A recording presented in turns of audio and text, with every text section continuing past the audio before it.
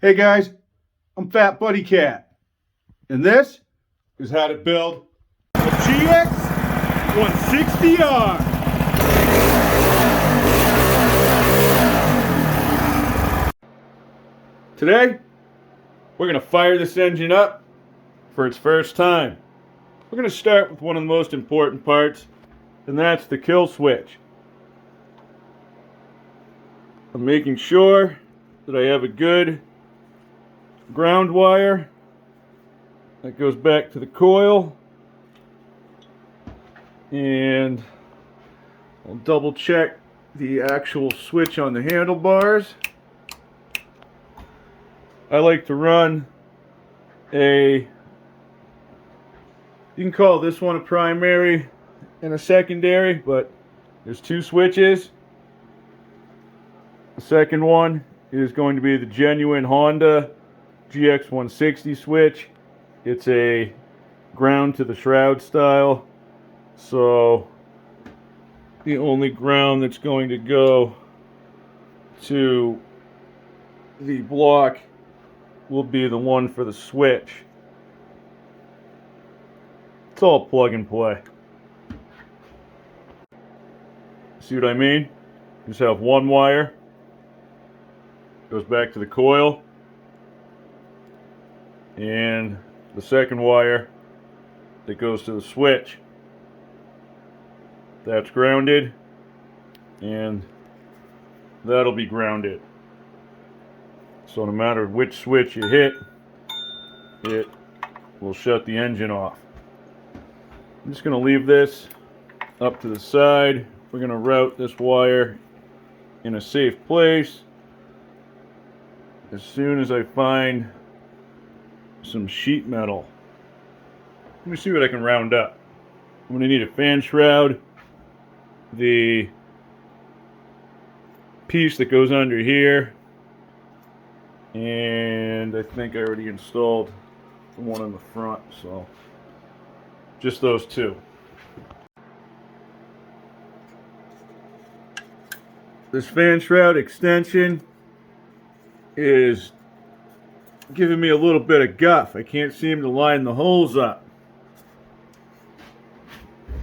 That's because it's got itself in a bit of a bind over here behind the torque converter. Okay, right here, up against the head, and tight squeeze there. So we're going to make a relief cut on the fan shroud extension itself.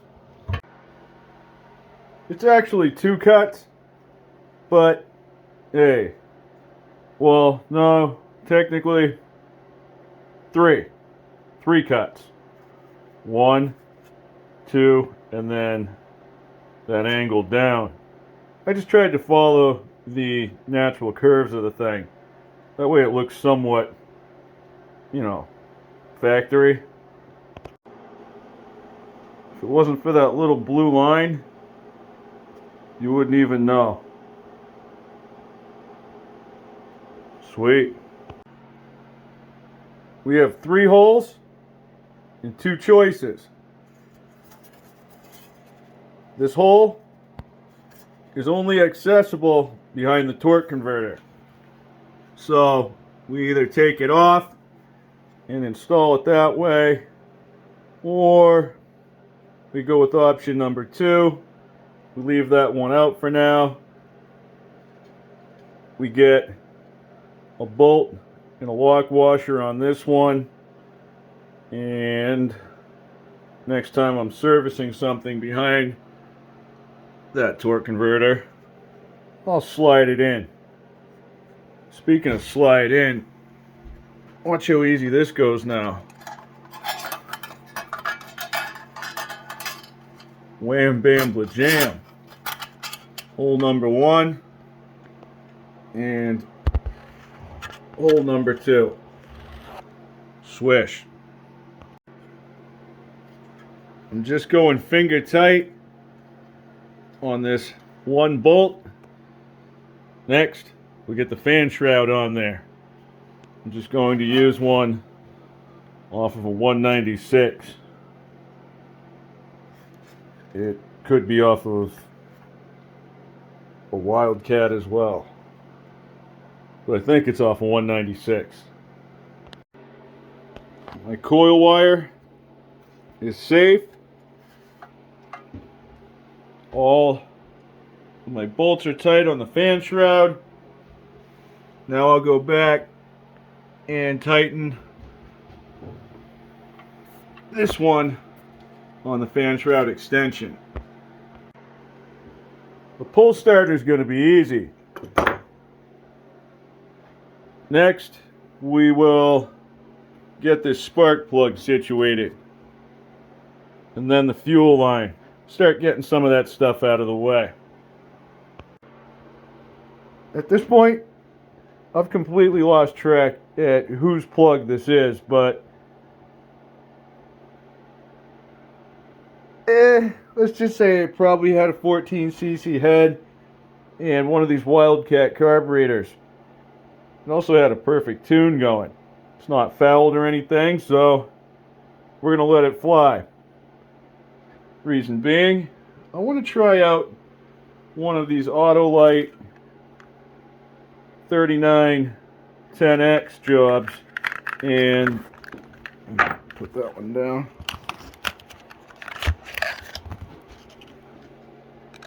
They're a good performance plug, but they are not a good plug to get your initial tune on.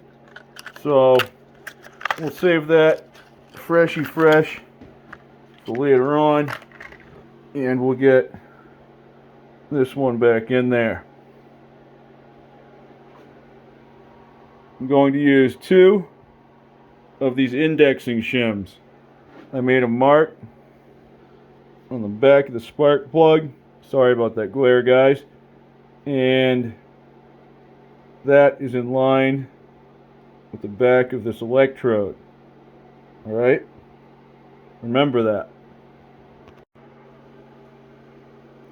These indexing shims come in a little package, and they're in different thicknesses. What you're trying to do is find a combination that allows you to get the business end of the electrode facing down towards the chamber. If that line that we made is marking the back side of that electrode, that would put the other side facing down right now, correct? So we're not quite in the middle on this. We're just favoring the intake, but we're going to let that go. All you're trying to do is get the best side of the spark towards the action. Let it go. Let it fly. Let it rip. Don't hate me because my stuff runs good. We'll get our 1970s hot rod non-resistor boot right on. Wait for that click, and we're out of there. The fuel line has this wicked, intrepid downhill design to it. Don't ask me how it works, but it feels natural. I just have to shorten things up a little bit so that we're not tapping tins with the filter. Well, you know what they say. If you can't go short, go long. I didn't have enough of the 3/16 tag on, so I had to run a longer main line down to my shutoff valve. I then had to switch the shutoff valve and the filter because I'm pretty sure that I knuckle chucked this one trying to ram some yellow Tygon on her the first time. Nice work. We'll mosey back over to the kill switch again. I'm going to stick it in its respective hole here. Alright, and now I'm going to clean up this rat trap. It's just 3 wires, it's really not that tough. I burnt off a few zip ties, but I don't have any tape or sticky mess to contend with if I have to maintain something in the future. If it becomes an issue with rounding out or getting wet, then we'll just try to do something better to protect it. I pulled the slide out of the carb. I'm going to try hooking up this tricked out throttle cable that I had on the 196 previously installed on this mini bike. It should work out all the way up to the Hornet release.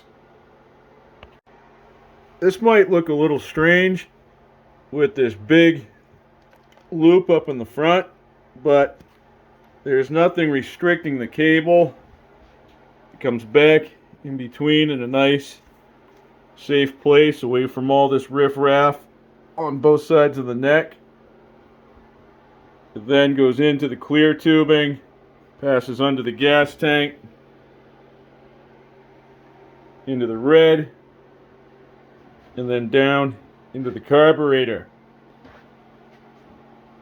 This tubing on the outside is stiffer than just the conduit on the cable itself, so it helps hold everything in place, and I'm getting all the action I need. Alright, I have to bolt the header on and figure out the PCV, so I might as well try to get that little bolt behind the torque converter while we can. It's a lot easier with the mini bike turned around. I'm going to remove 3 bolts and see if I can pivot the torque converter down and get that in without removing the chain. Nah, guy, I got that 1 bolt in there, but I had to remove all 4 of those. Whatever, dude. It's in there. Get this torque converter back on, and then we're going to take a look at this guy up here. Here's the game plan. Gets a little bit tight up in here. I want my automotive grade PCV valve and filter to be somewhat vertical. Doesn't have to be perfect, but I don't want it like this and definitely not like that. I'm going to take a full-length piece of hose, probably about 2-footer. I get one end on the barb and then clamp it. I'll send the excess out the other side. When I ported this head, I did it first thing in the morning, and needless to say, my Dremel was a little bit on the hungry side. I could port match the gasket to the exhaust port. It's just that little corner up there. But then that would only serve me justice if I port match the header as well. It fits the gasket perfectly. I don't want to risk grinding on this unless we send a towel up there. I think I got an idea. I just used my Sharpie to mark out the problem section. I'll take the gasket and we'll hold it up to the flange.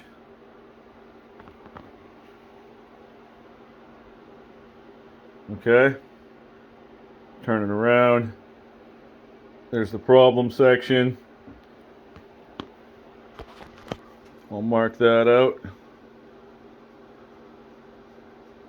on the flange as well.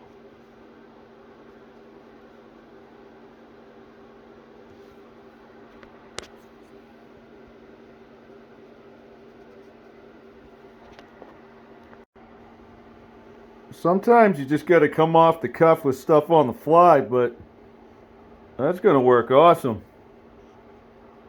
It's a whole paper towel, so she's crammed down to right about there.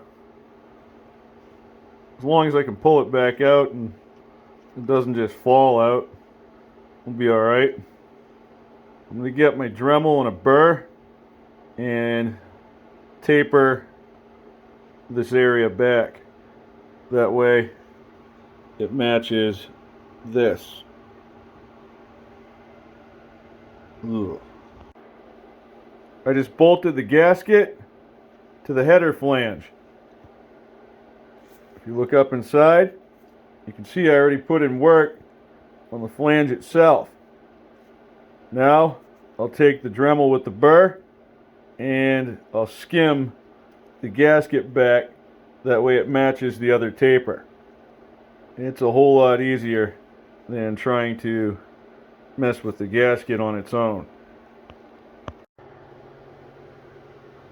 I'll clean this up, use the shop vac, whatever it takes, and we'll install it on the mini bike.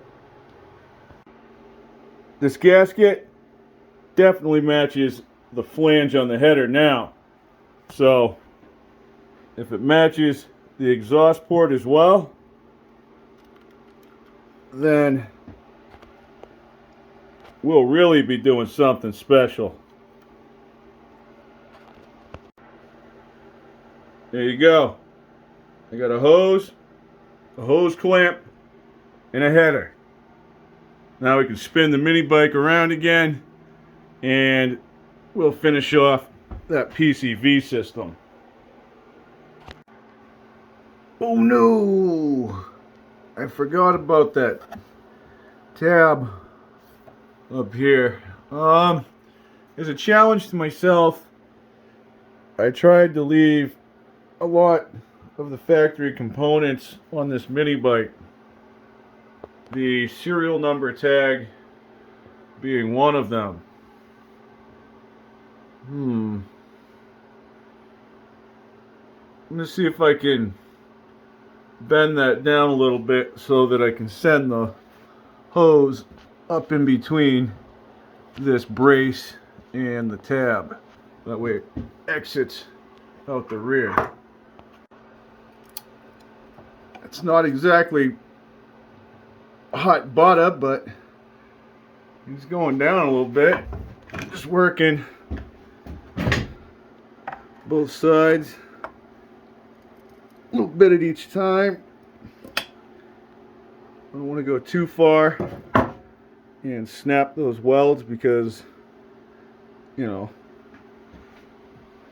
more work if we have to clean that up. I think I can get it up past there now. Nope. Not gonna happen. Well, I mean, it'll happen, but I don't like it.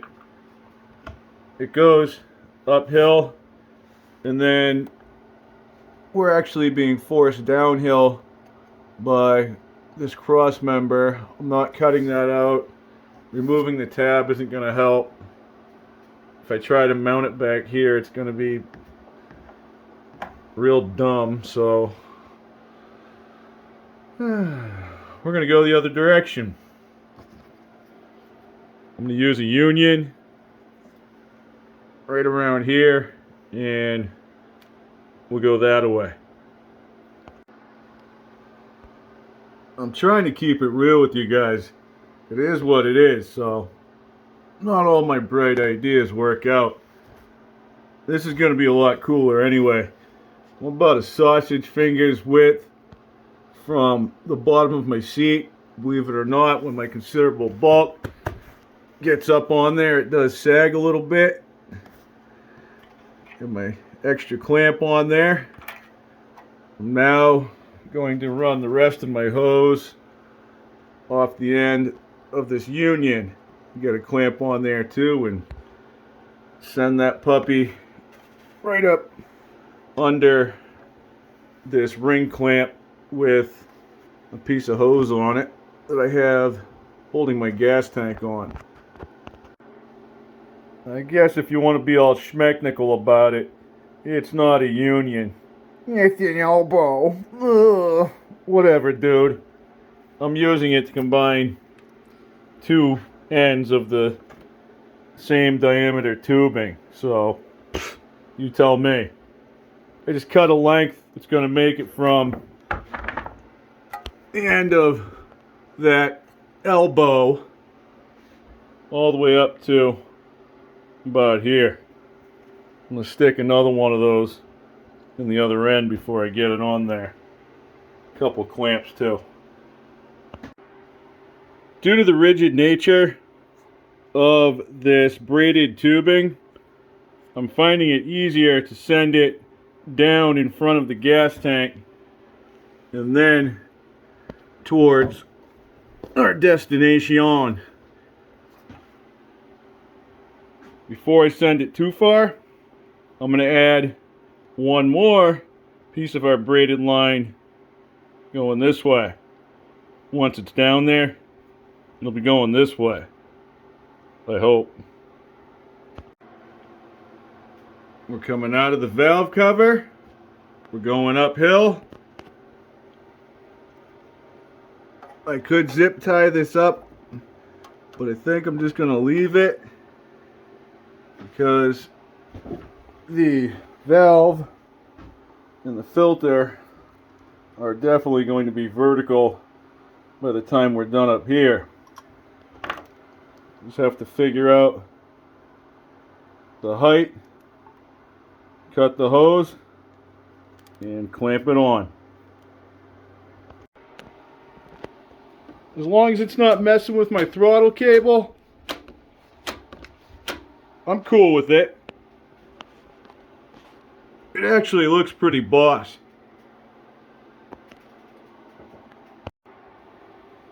Hey Ghost, I see you looking, baby. Pac-Man ain't gonna catch me though. We're gonna turn this thing around, get some honey in the pot. This is just what I'm running for my break-in oil. I checked with my homeboys over on the GX160R clone modifiers group, and the general consensus is that 16 ounces will get the job done. I already have a funnel set up. I'll just pour it in, and hopefully nothing leaks out. So far, the only thing that seems to have dripped was the stuff that I dropped when I was removing the funnel from the side cover. This is my first time with one of these ARC units. I'm used to the traditional paper gaskets where this has a rubber O-ring. It is completely virgin territory.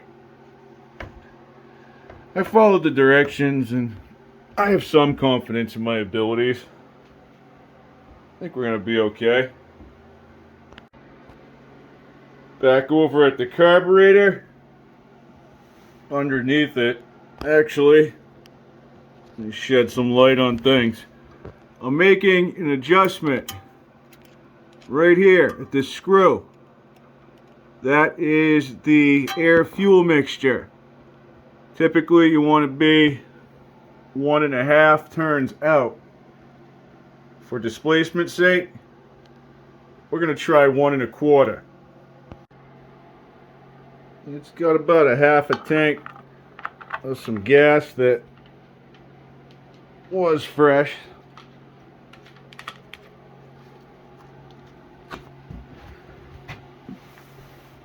checking my fuel line, my fuel filter. I don't feel or see any leaks. You can open up the valve and let the carburetor bowl fill.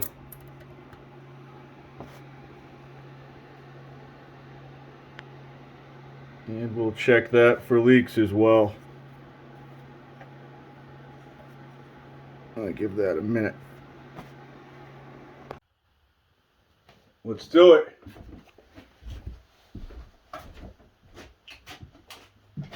Switch on. Switch on. The gas is still on. Give it a little choke.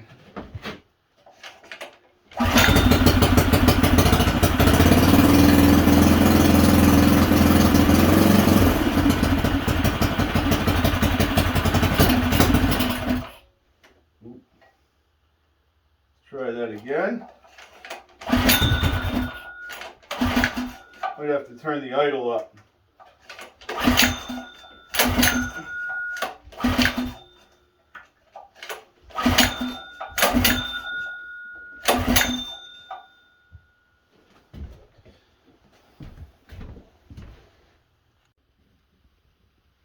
All right, 1.5 turns it is.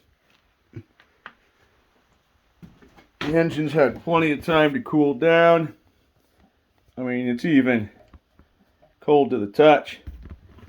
Let's give this a shot.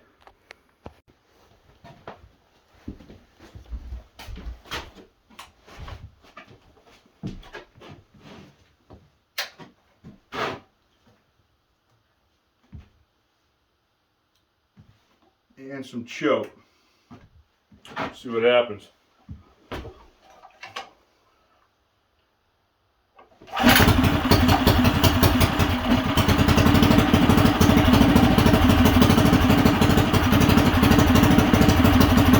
Oh, we got an idle.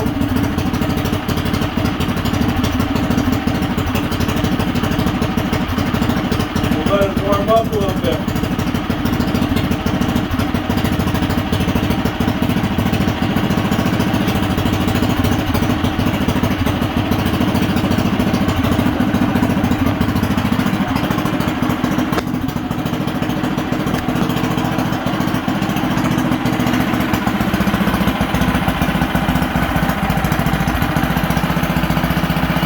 GX160 is really smooth.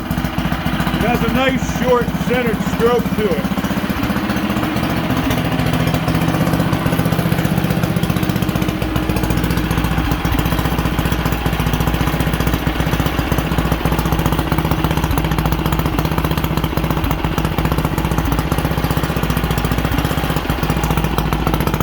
Might need a little more heat tape back there.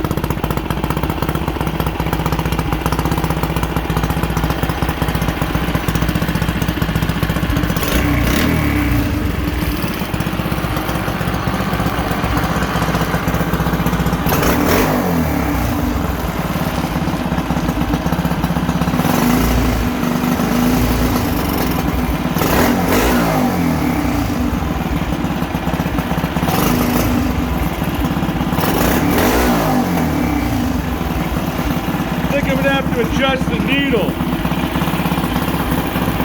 If I pussyfoot it, it'll trip a little bit. But if I juice it, yeah, buddy.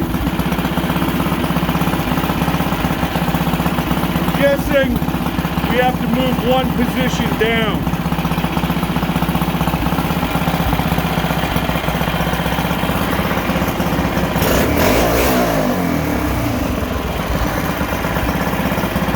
Gonna get it though.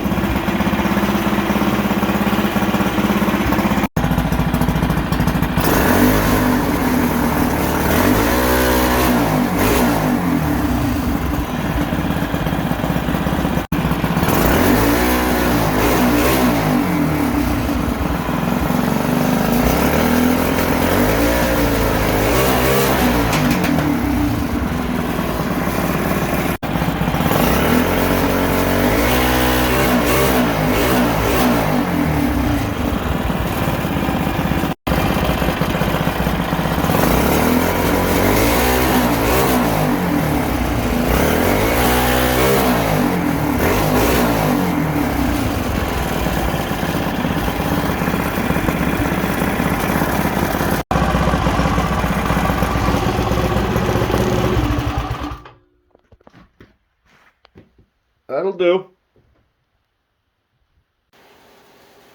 If I want to get this tune tightened right up, I'm going to have to get a load on the engine. Here's the thing. I am the load. That doesn't mean I can just sit on it though. We're going to have to install a torque converter so that we can put some power to the ground. Have a good night, guys. Thanks for watching, and I'll catch you on the next one.